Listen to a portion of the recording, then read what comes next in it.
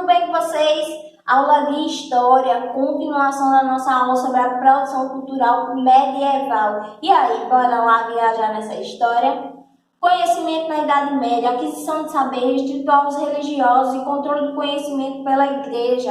A maior parte da população não tinha a oportunidade de ter qualquer tipo de estudo. Este controle de conhecimento garantiu o poder ideológico e político da Igreja no mundo. Estabelecimento da Igreja Católica na Idade Média. O cristianismo estabeleceu-se como instituição nos finais do século, do Império Romano. Enquanto o Império Romano desmanchava-se em crises internas, a Igreja Católica fortaleceu-se e firmou suas bases. A perseguição aos cristãos encerrou-se a partir de 313, com o Edito de Milão, assinado pelo imperador Constantino. A partir de 380, com a assinatura do Edito de Tessalônica pelo imperador Teodósio, o cristianismo transformou-se na religião oficial do Império. O estabelecimento da Igreja e a transformação da doutrina eclesiásticas ocorreram mediante os conflitos causados pelas heresias, isto é, todas as doutrinas religiosas que não estavam de acordo com a ortodoxia vigente. Essas heresias colocavam a existência da Igreja em risco e foram duramente combatidas. Esse primeiro momento de estabelecimento da Igreja deveu-se muito a algumas personalidades, como Santo Agostinho, Santo Atanásio, São Jerônimo, Gregório Magno, e, entre outros, todos contribuíram para a construção da doutrina eclesiástica e o fortalecimento da Igreja a partir do combate às heresias, afastamento de Bizâncio e o surgimento do Islã. Após a evangelização dos povos germânicos, o cristianismo enfrentou nova ameaça à sua hegemonia com o surgimento do islamismo e sua expansão fulminante a partir do conceito de Guerra Santa, Hijab. Assim, o islamismo expandiu-se por todo o norte da África. A partir de 711, conquistou quase toda a Península Ibérica. A expansão muçulmana na Europa só foi interrompida em 732 na Batalha de Poitiers, que impediu a entrada dos muçulmanos no reino dos francos. Além do Islã, a Igreja enfrentou também o afastamento entre o cristianismo sediado em Roma e o cristianismo sediado em Constantinopla. As diferenças teológicas entre a Igreja Latina e a Igreja Bizantina resultaram no Grande Cisma do Oriente em 1054. O Grande Cisma foi a separação definitiva da Igreja sediada em Roma de Constantinopla. Assim surgiu a Igreja Católica Apostólica Ortodoxa. Em 1096 a 1270, expedições foram formadas sob o comando da Igreja a fim de recuperar Jerusalém, que se encontrava sob o domínio dos turcos seljúcidas, e reunificar o mundo cristão dividido com o cisma do Oriente. Essas expedições ficaram conhecidas como cruzadas. O mundo cristão se encontrava dividido por não concordarem com alguns dogmas da Igreja romana, adoração a santos, cobrança de indulgências e, entre outros, os católicos do Oriente fundaram a Igreja Ortodoxa.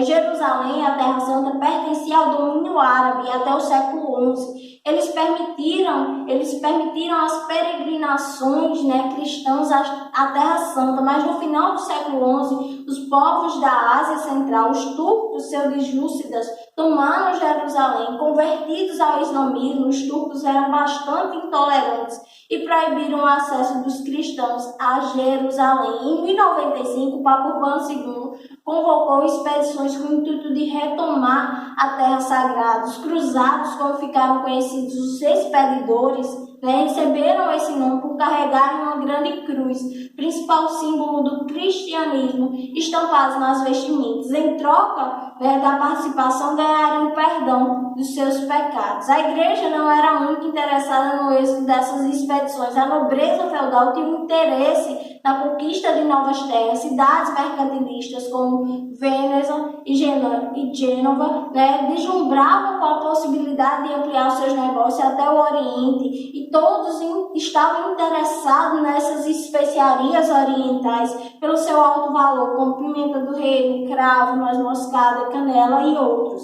Movidas pela fé e pela ambição entre os séculos XI e XIII, partiram para o Oriente 8 cruzadas. A primeira, não com participação de nenhum rei, formada por cavaleiros da nobreza, em julho de 1099, tomaram Jerusalém. A segunda fracassou em razão das discordâncias entre os seus líderes Luís VII da França e Conrado III do Sacro Império. Em 1189, Jerusalém foi retomada pelo sultão muçulmano Saladino. A terceira cruzada, conhecida como Cruzada dos Reis, contou com a participação do rei inglês Ricardo Coração do Leão e do rei francês Filipe Augusto e do rei Frederico Barbarossa do Sacro Império. Nessa cruzada foi firmado um acordo de paz entre Ricardo e Saladino, autorizando os cristãos a fazerem peregrinações a Jerusalém. A quarta cruzada foi financiada pelos venezianos, interessados nas relações comerciais. A quinta, liderada por João de Brienne, fracassou ao ficar isolada pelas enchentes do rio Nilo, no Egito. A sexta ficou marcada por ter retomado Jerusalém, Belém e Nazaré, cidades invadidas pelos turcos. A sétima foi comandada pelo rei francês Luís IX e pretendia novamente tomar Jerusalém, mais uma vez retomada pelos turcos. A oitava e última cruzada foi um fracasso total. Os cristãos não criaram raízes entre a população local e desapareceram.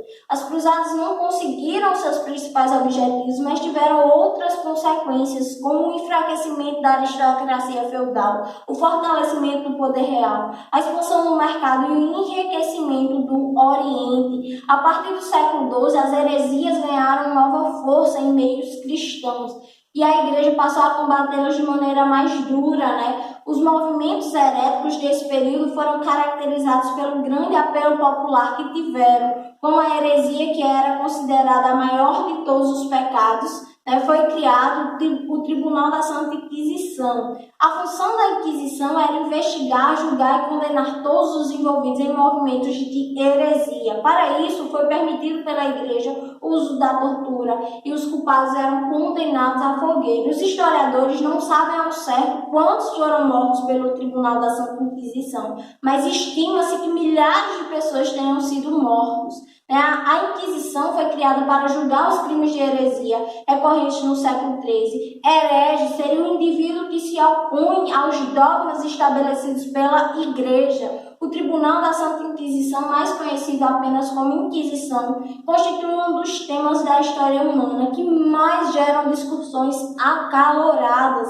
Essas discussões, por sua vez, furtam-se a estabelecer critérios mínimos para uma compreensão correta do contexto em que surgiu essa instituição e frequentemente confundem a Inquisição Católica medieval com a Inquisição Católica moderna, atuando sobretudo em Portugal, Espanha e suas respectivas colônias, bem como a Inquisição de corte protestante, também em vigor na Idade Moderna.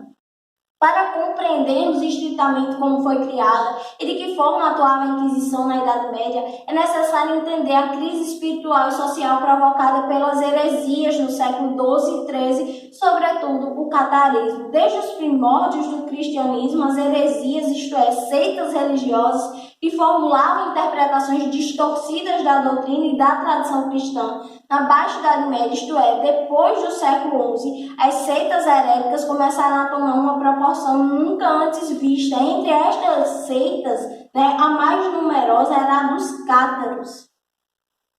Em 1231, o Papa Gregório IX instituiu o chamado Tribunal da Santa Inquisição. Esse tribunal orientava-se pelo Código Canônico da Igreja e em seu regimento também havia princípios do Código Jurídico do Sacro Império Romano Germânico, à época comandado por Frederico II. Ao contrário do que se pensa, a Inquisição não matou milhões de pessoas na Idade Média. Como eu disse para vocês, é uma situação que gera discordância nesse meio histórico, e esse número também não foi atingido na Idade Moderna, e nem as torturas, método que foi introduzido em 1252, eram aplicados em todos os casos e por todos os inquisidores.